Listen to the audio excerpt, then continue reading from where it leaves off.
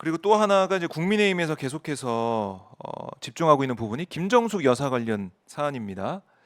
오늘 도종환 전 의원이 전 장관이 기자회견도 진행을 했는데 11시부터 진행을 하고 있어요. 지금 보면은 문재인 정부 때 인사들 도종환 전 장관, 윤건영 의원, 고민정 의원, 김영배 의원 뭐 등등 이제 나와서 얘기 질의응답을 받고 있습니다.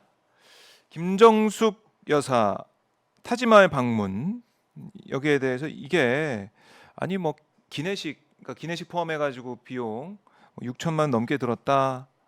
그리고 이거 셀프로 간 거 아니냐. 뭐 의상 문제도 있고 여러 가지 의혹을 국민의힘에서 제기하고 있어요. 그래서 보도도 많이 되고 있습니다. 그러니까 공방이 벌어지고 있죠. 여야 간에. 일단은 문재인 전 대통령도 등장을 했습니다. SNS상에서 막 비판을 하고 있어요. 이게 여론에 어떻게 작용이 될까? 이것도 궁금해요. 이게 윤석열 대통령을 떠받치고 있는 지지층이 뭉쳐서 아 맞아 김건희 여사보다 김정숙 여사가 더 잘못됐어라고 하면서 뭉치면서 지지율이 반등하게 될지 어떻게 예상하십니까? 지금까지 그러니까 민주당 내에 있는 인사들, 민주당의 어떤 시스템 이거에 대한 네거티브가 많았죠. 네. 많았죠. 뭐 카드 문제도 있었고 지금 저 문제도 있고 하는데 이게 네. 그러니까 제가 봤을 때는 대통령 긍정률을 높이거나 하는 데에는 큰 작용을 하기는 어렵고 민주당 지지도를 좀 압박하는 데는 뭐 역할을 할 수 있는데 네. 이미 민주당 지지도가 상당히 지금 압박이 되어 있는 상태이기 때문에 추가적으로 더 떨어질 것도 없다라는 생각은 있습니다. 그래서 아주 큰 영향을 미칠 거는 아니고요. 이런 식으로 물타기를 한다라는 게 네. 사실은 역시 마찬가지로 굉장히 급한 건가? 아 이것도 급해 보인다. 김건희 여사와 관련된 어떤 그런 수사가 이렇게 이제 조여오는 네. 그런 것에 대한 위기감의 발로인가 뭐 그런 생각이 들 정도입니다. 지금 와서 저렇게까지 아니 그냥 이렇게까지 정치 공방을 할 게 아니고 그러면 지금까지 4번의 정부가 있었는데 기내식을 한번 다 까보자. 이런 간명하게 해결될 문제인데요. 기내식 이거를 문제도. 왜 서로 기내식이 비싸다 싸다 이런 얘기들을 네. 왜 하는지 전 이해가 잘 안 되고 그러면 이번 김건희 여사 또 이제 해외 순방 있었지 않겠습니까? 네. 그때 그러면 뭐 안 드시진 않았을 거잖아요. 그렇죠. 다들 드시고 했던 걸로 제가 화면에는 얼핏 예. 뭐 이렇게 좀 멋지게 차려 입고 뭐 이렇게 뭘 드시는 장면들이 나왔거든요. 제가 기억할 때. 그러면 그런 것도 한번 다 비교해 보면 비교해 보면 된다. 아니 그러면 어떤 여행이 아니고요. 어떤 그 순방에서는 네. 좀 괜찮은 거 드셨을 수도 있고 입맛이 없으면 못 드셨을 수도 있고 이런 거지 않습니까? 화려하게 차려놨는데 네. 아니 못 드셨을 수도 있는 거잖아요.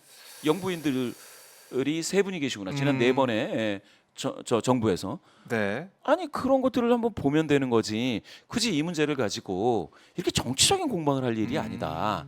오히려 그러면은 이거는 정말로 뭔가 있나 보다. 김건희 여사와 관련해서 정말 오히려. 저렇게 해서라도 뭔가 이렇게 덮어야 되는 물타기를 할 수밖에 없는 그런 다급함이 있는 건가? 궁지에 몰린 건가? 이런 인상을 자꾸 준단 말입니다. 네. 그렇게 봤을 때는 제가 봤을 때는 글쎄요. 과연 이런 게 이렇게 일부 흠집내기 물타기라는 게 큰 역할을 할 수 있을까? 그리고 이제 앞으로 민주당의 어떤 정치를 해나가는 데 있어서 이 문제가 발목을 잡을 것인가? 전 전혀 그렇지 않은 것 그렇지 같아요. 않아요. 예, 하. 과거 문제지 않습니까? 김정숙 여사 과거 문제입니다. 잘못이 있었으면 잘못이 있었다라고 밝히면 되는데 김건희 여사는 지금 현재의 문제지 않습니까? 그렇죠. 현재 권력의 현재 문제. 진행형. 그러면 과거의 권력과 관련된 문제가 네. 미래 권력을 결정하는데 어떠한 영향이 있을 것이냐? 저는 아주 크다고 생각하지는 않습니다. 지금은 그렇군요. 지금 수준에서는 앞으로 어떻게 될지 모르겠어요. 네. 차라리 지금 걱정해야 될 거는 김건희 여사와 관련돼서 뭐 디올백 얘기도 계속 나오고 있고요. 네. 그 수사가 진행되고 있지 않겠습니까? 음. 그런 것에 대해서 언론도 더 관심을 가져야 될 부분도 있기는 그렇지 않겠습니까? 네. 지금 현재의 문제이고 지금 여기 토마토에서 조사한 대통령 임기 단축 개헌 찬반이라는 게 있는데 뭐라고 찬성이 나왔습니까? 55.5입니다. 임기 단축 결국은 이건 뭐냐?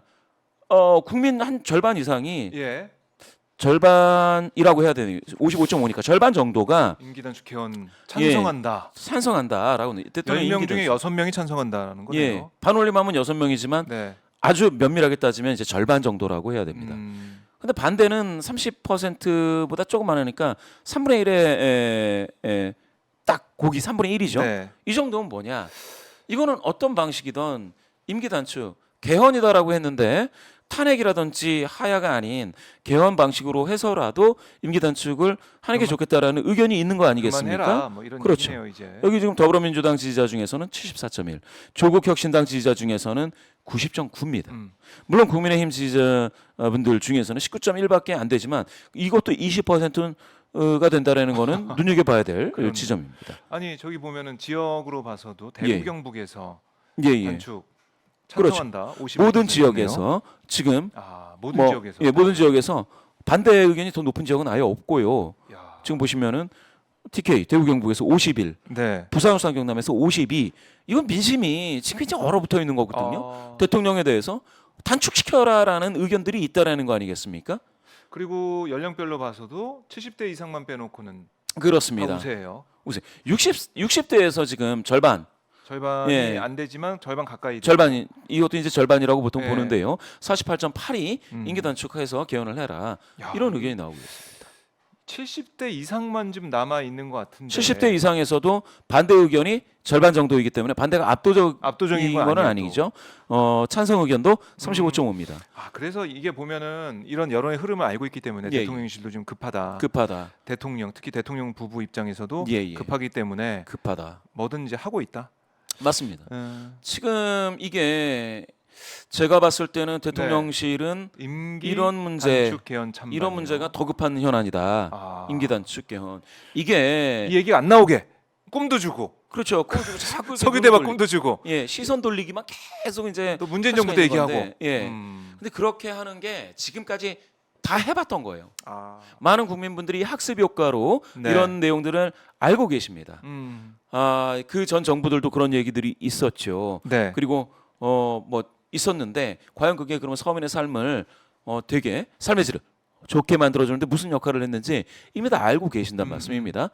그리고 지난 정부에 식사한 거 그거 가지고 자꾸 하는 것도 제가 봤을 때 합리적인 방법을 찾아서 빨리빨리 처리해도 된다라는 것이고요. 그런 의미에서 이것도 한번 보셔야 돼요. 네. 이거 이제 조원 CNI에서 자 향후 향후 경제 상황. 경제 상황 전망.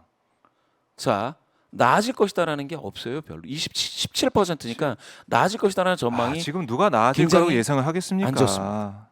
지금 상황이 이래요. 지금 말입니다. 네. 전반적으로 자영업자 그러니까 민생 경기에 영향을 받는 분들이 굉장히 좀 안 좋아요. 여당에 대한 실망감도 크고 네. 경기 전망도 안 좋습니다. 그렇죠. 지금 이게 전국 조사에서도 마찬가지로 이와 같이 나타나고 있습니다.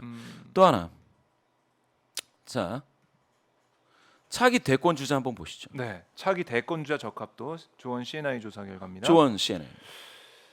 이거 이재명 많이 차이가 40일. 나네요. 예. 한동훈 20입니다. 조국 8, 네. 이준석 5.4, 원희룡 5.0. 자, 두 자릿수만 얘기한다면 이재명 한동훈인데요. 2배 차이네요. 41대 20이니까 거의 2배 가깝죠. 이렇게 되면 자, 이렇게까지도 얘기할 수 있습니다. 네. 이번 윤석열 대통령은 자신의 임기와 관련돼서도 많은 국민분들께서 지금 단축하라는 목소리가 지금 나오고 있는 데다가 네. 다음번 정권 재창출에도 실패할 가능성이 너무 높다. 이재명이 될 확률이 한동훈이 될 확률보다 더 높은 상황이다. 네. 이렇게 좀 보신다면 지금은 그러면 무엇으로 이번 정부가 성공한다고 할 수 있을까? 산유국의 꿈? 산유의 꿈. 아니 산유의 꿈도 꿈이지만 이제 걱정되는 게 국지전 터질까봐 이것도 많은 분이 걱정하고 있는 거 아니에요. 그렇죠. 이걸로 보수층을 결집을 시켜서 이제 북한에 대한 북한 악마와 북한에 대한 철저한 대응, 힘에 의한 평화를 외치면서 또 보수 진영, 콘크리트 지지층을 어떻게든 결집시켜서 버텨보겠다 이런 것 같은데 이 여론에 좀 영향이 있을까요? 어떻습니까? 답답하네요. 사실은 북한에서 날라오는 그 오물에 대한 그 책임은 현재 정치권도 같이 져야 된다라고 생각합니다. 예, 여건 야건. 네. 예, 제가 봤을 때는 오죽했으면 북한이 이제 오물을 이제 투척을 하느냐, 이제 뭐 거의 인분 투척 수준이죠. 거기에 대해서는 저는 그 안보와 관련해 가지고 굉장히 불안감이 폭증할 것이다. 아, 그렇게 된다면 어떻게 됐든 간에 평화를 유지하려는 노력을 했어야 맞다. 그런 이제 반작용이 더 크다, 그렇죠. 클 수밖에 없다는 그런 생각이 거네요. 연달아서 물기 때문에 네. 이번 정부에 대해서 좋은 평가로 가기보다 북한이 그렇게 보내는 것에 대한 혐오감이 같이 번지는 거죠. 연상효과에 의해서. 그래서 지금 보면 북한을 그렇게 오물투척하는 북한을 좋다고 평가할 사람은 없겠지만 네. 그렇다고 해서 그러면 그 오물을 막지도 못하고 음. 평화롭게 막는 것도 아니고 그렇다고 해서 그러면 그걸 어떻게 그 비무장지대나 이런 데서 이걸 어떻게 할 수가 없잖아요. 격추한다라는 게 불가능하단 말입니다. 이게 네. 아니 그러니까 이걸 어떻게 막지도 못하고 평화롭게 막는 것도 아니고 대화로 해결하는 것도 아니고 훈련은 많이 한다는데 F-35를 가지고 훈련을 한다는데 아니 그걸 못 F-35를 가지고도 우리가 못 막지 않습니까? 오물 예. 풍선을. 이 상황을 그러면 어떻게 해야 되느냐. 저는 음. 참으로 답답하다. 정치권 특히 이번 정부가 네. 그거에 대해서 뭐 완전 대결 구도로 지금 가고 있지 않겠습니까? 이런 부분에 대해서는 그리고 오물을 던지니까 북한이 그 오물을 던지는 그 행위를 하고 있는데요. 거기에 대해서 이제 뭡니까? 우리 실사격 훈련을 했습니다 이번에. 예. 실사격 훈련을 했습니다. 전투기뿐만 아니라 폭격기까지 동원한. 그런데 이제 그것과 관련해서도 아니 그러면 우리가 그렇게 F-35를 띄운다고 해가지고 오물을 막을 수 있느냐? 만약에 10배 보낸다면 북한이 이것도 안 되는 거잖아요. 그렇죠. 그 오물에 의해서 실제 이제 피해도 보고 있고 그러면 사실은 대화의 장으로 끌어내서 투척하지 마라라고 네. 얘기를 하고 그러면 우리 쪽에서도 그런 것들을 보내는 거를 자제할 수 있게끔 뭐 하자. 그리고 우리 한국에 있는 민간 단체도 자꾸 그런 거 보내는 거를 그게 이제 법으로 합헌이 됐으니까 어제도 이것도- 보냈더라고요. 예, 근데 네. 안 보내면 좋죠. 그걸 자제시킬 수 있는 방법을 한번 찾아보겠다라고 한다던가 뭐가 있어야죠. 그런데 이런저런 조치 아무것도 없이 네. 정말 강대강 주먹 대 주먹 이렇게 해보자. 북한에서 미사일 쏘고 한국에서는 F-35의 폭격기 호위해서 폭격기로 이제 실사격하고 네. 이게 진짜 되는 건지 저는 이거는 오히려 네. 강대강으로 하는 것 자체가 우리가 뭡니까? 우리가 손자병법에서도 싸우지 않고 이기는 게 가장 좋은 거 아니겠습니까? 평화롭게 어떤 조치를 취해서 네. 그런 오물을 투척을 방어할 수 있다면 그렇게 하는 게 맞는데 완전히 이가 안 되고 있어요. 완전히. 저희 이번에 문재인 정부 시절에 군사합의 9.19 군사합의 효력 효력 합의 정지됐고. 이후 네. 안 좋았죠.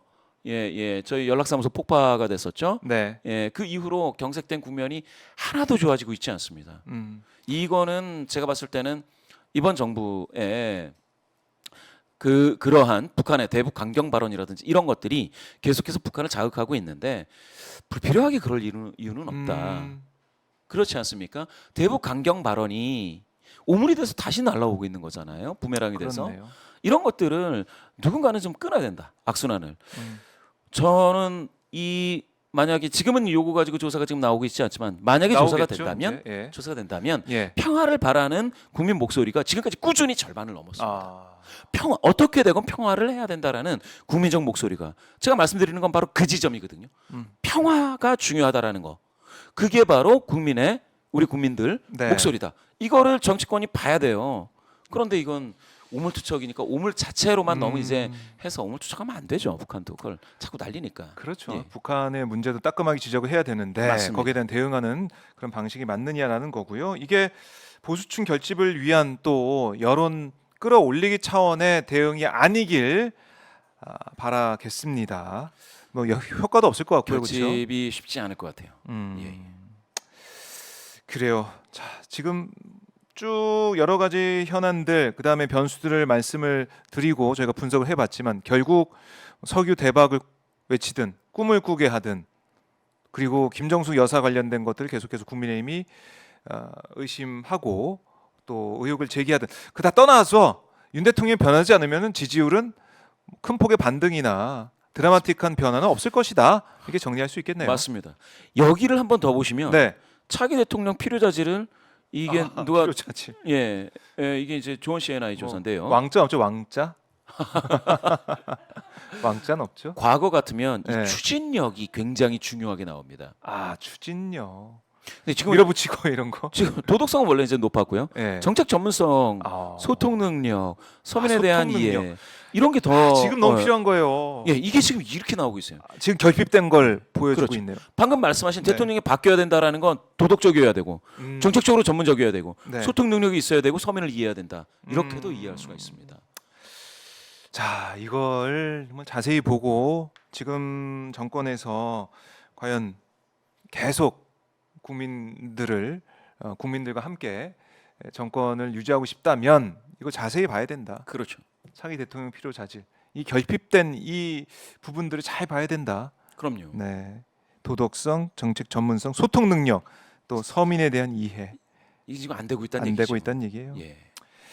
알겠습니다. 자, 여기까지 정리를 해보고요. 예, 예. 자, 승진해서 기분이 좋은 메타보이스의 김봉신 부대표 만나봤습니다.